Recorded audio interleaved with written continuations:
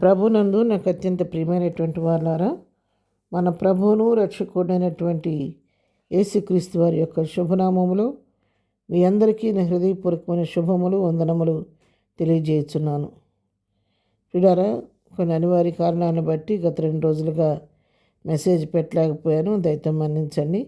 తిరిగి మళ్ళీ ఈ దినం దేవుని వాక్యం ధ్యానించుకోవడానికి ప్రభు మనకి ఇచ్చినటువంటి శ్రేష్టమైన సమయాన్ని బట్టి దేవునికి వందనాలు చెల్లిస్తున్నాను.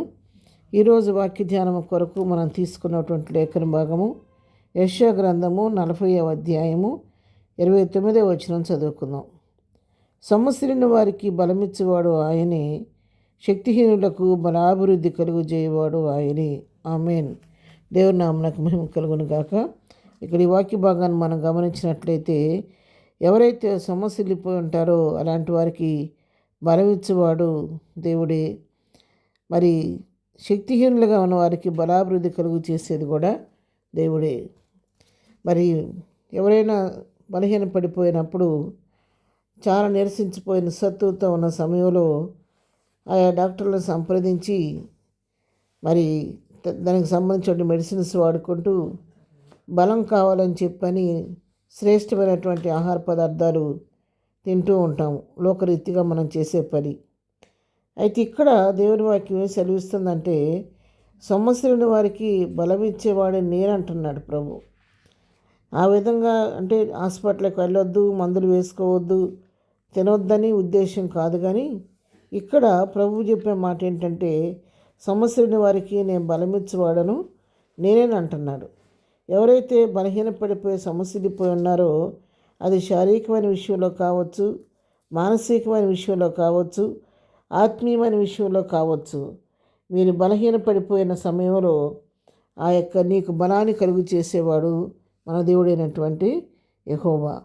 కీర్తన గ్రంథం 62వ కీర్తనలో మనం చూచినట్లయితే 11వ వచనం చదువుకుంటే, బలము తనదని ఒక మారు దేవుడు సెలవిచ్చెను, 2 మారులు ఆ మాట నాకు వినబడెను. ఎందుకంటే బలము ఆయనది, ఆయన దగ్గర బలం ఉంది కాబట్టి, బల ప్రభావంలో ఆయన స్వభావ లక్షణాలు కాబట్టి, తనదే బలం తనది కాబట్టి ఆయన మనకు బలం అనుగ్రహించే దేవుడై ఉన్నాడు. ఉదయకాల సమయంలో దేవుని వాక్యం వింటున్నట్టు మనందరితో ప్రభువు మాట్లాడుతున్నాడు. నువ్వు ఉదయకాలం ఏ స్థితిలో నువ్వు ఉన్నావు, ఏ స్థితిలో నువ్వు బలహీనపడిపోయావు, మానసికంగా బలహీనపడిపోయి ఉన్నావు సమస్యలను బట్టి, శారీరకంగా అనారోగ్య పరిస్థితులు బట్టి బలహీనపడిపోయి ఉన్నావా, లేకపోతే ఆత్మీయంగా మొదట ఉన్నటువంటి ఆసక్తిని కోల్పోయి బలం కోల్పోయినట్టుగా ఉన్నావా? నువ్వు ఏ స్థితిలో ఉన్నప్పుడు కూడా ఒక్కసారి నోరు తెరిచి ప్రభువుని సహాయం అడిగితే ఆయన నిన్ను బలపరిచే దేవుడై ఉన్నాడు. నువ్వు సొమ్మసిల్లిపోయినట్లుంటే కూడా ఆ స్థితి నుంచి నన్ను లేవనెత్తి నీకు బలం ఇవ్వడానికి ఆయన సిద్ధంగా ఉన్నాడు. శక్తిహీనురాలుగా ఉంటే, శక్తిహీనుడిగా నువ్వు ఉంటే నీకు బలాభివృద్ధి కలుగు చేయడానికి ఆయన సిద్ధంగా ఉన్నాడు. కాబట్టి ఆ విధంగా బలమిచ్చే దేవుని వైపు మనం చూద్దాము. ఏ సమస్యలో ఉన్నా కూడా ఆ సమస్యని ప్రభు పాదాల దగ్గర పెట్టి, ప్రభువా నేను చాలా కృంగి ఉన్నాను, సొమ్మసిల్లిపోయి ఉన్నాను, నా పరిస్థితులను బట్టి నేను పైకి లేవలేని పరిస్థితులను ఉండిపోయాను ప్రభువా, ఎంతో నిస్సత్తులను ఆవరించింది, నేను బలహీనంగా ఉన్నానని చెప్పని ప్రభు సహాయం వేడుకుంటే ఆయన ఇప్పుడే నిన్ను ముట్టి స్వస్థపరిచి నీకు కావలసినటువంటి శారీరకమైన స్వస్థత, కావలసినటువంటి మానసికమైన స్వస్థత, కావలసిన ఆత్మీయ స్వస్థతను అనుగ్రహించడానికి ఆయన సిద్ధంగా ఉన్నాడు. అలాంటి బలమైన దేవుని వైపు చూద్దాము. సన్నిధిలో ప్రార్థన చేసి ప్రభు దగ్గర నుంచి నూతన బలాన్ని పొందుకొని పక్షిరాజుల వలె రెక్కలు చాపి పైకి ఎగిరి ప్రభుని ఎదుర్కోవడానికి సిద్ధపడదాము. అటు కృపాధన్యత ప్రభు మనకందరికీ దయచేయను గాక. ఆమెన్. ప్రార్థన. ప్రేమగానే తండ్రి, పరిశుద్ధుడా, నీ పాదములకు కొందనాలు. ఉదయకాలం మాకు ఇచ్చిన శ్రేష్టమైన వాక్య భాగాన్ని బట్టి నీ కొందనాలు అయ్యా. ఈ దినం వాక్యం వింటున్న మా పిల్లలందరినీ దర్శించండి. సమస్యలిపోయినట్టున్న వారు ఎవరైతే ఉన్నారో, వారు ఏ స్థితిలో సమస్యలున్న ఆ స్థితి నుంచి వారిని లేవనెత్తండి, బలపరచండి.